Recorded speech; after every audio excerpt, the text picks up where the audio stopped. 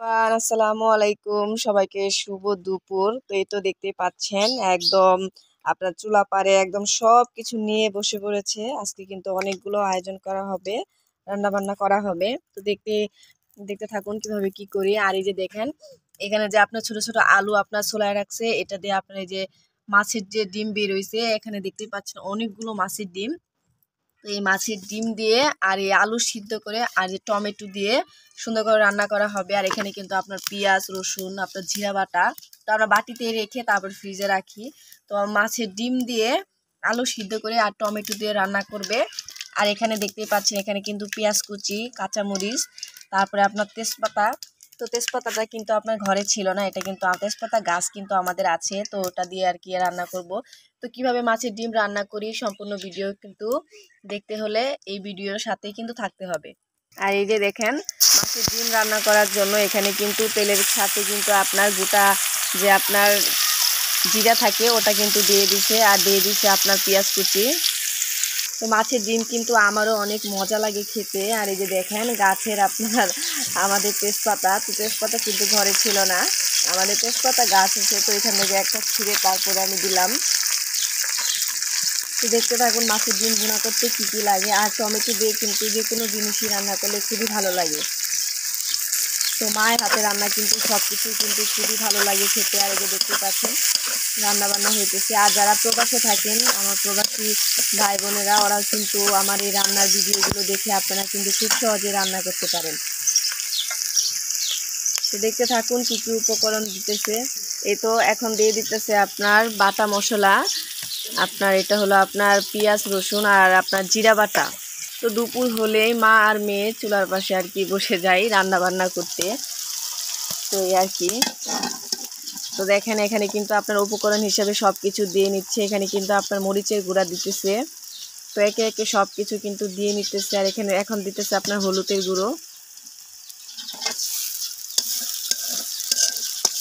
তো দেখতে থাকেন সম্পূর্ণ ভিডিও। আর এখন দিতেছে আপনার ধনিয়া ফাঁকি। আর এখন আপনার দিয়ে দিবে স্বাদ মতো লবণ। তো এই তো দেখেন এখন নাড়াচাড়া দিয়ে দিব।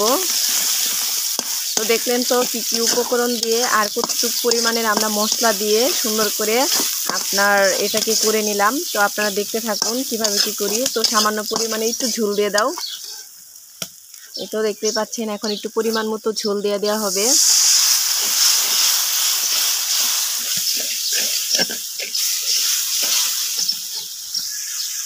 এই যে দেখেন আমার মশলাটা কিন্তু সুন্দর করে কষানো হয়ে গেছে। এখন আপনার ডিমটা দিয়ে দেওয়া হবে, দিয়ে দাও।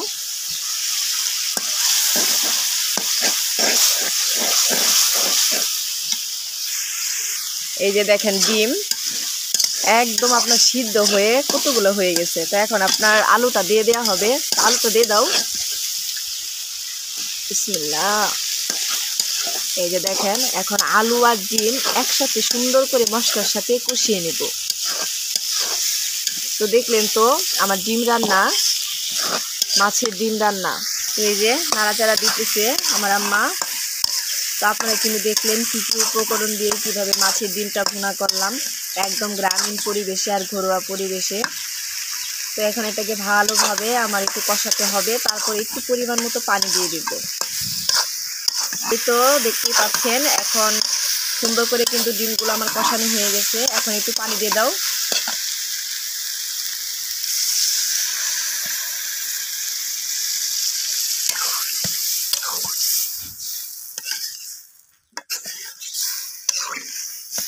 এই তো একটু নাড়াচাড়া দিয়ে দিতেছে। তো এখন আপনার একটু ফুটবে।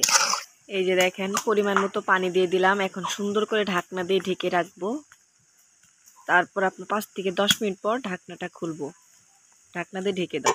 এই তো দেখতেই পাচ্ছেন এখন টমেটোগুলো সুন্দর করে তরকারিতে দিয়ে দেওয়া হবে, কারণ তরকারিটা কিন্তু প্রায় হয়ে গেছে। তো এখন উপর দিয়ে সুন্দর করে টমেটোগুলো দিয়ে দিবে। এখন নাড়াচাড়া দিয়ে দিতেছে ডিমের তরকারিতে। তো দেখলেন তো মাছের ডিমের তরকারি কিভাবে রান্না করলাম। তো দেখেন কালারটাও কত সুন্দর হয়েছে মাশাআল্লাহ। এই তো দেখেন অবশেষে কিন্তু ডিম ভুনা হয়ে গেছে। দেখেন কতটাই সুন্দর লাগতেছে টমেটো দিয়ে। তো ডিম ভুনাটা কেমন হয়েছে অবশ্যই কিন্তু কমেন্ট করে বলবেন। আর এই যে দেখেন আমার ডিম ভুনাটা কী কী উপকরণ দিয়ে কিভাবে কি করছি আপনারা কিন্তু দেখলেন। যদি ভালো লেগে থাকে অবশ্যই একটা লাইক, একটা কমেন্ট, শেয়ার করে সবসময় পাশে থাকবেন। সবাই ভালো থাকবেন। আসসালামু আলাইকুম।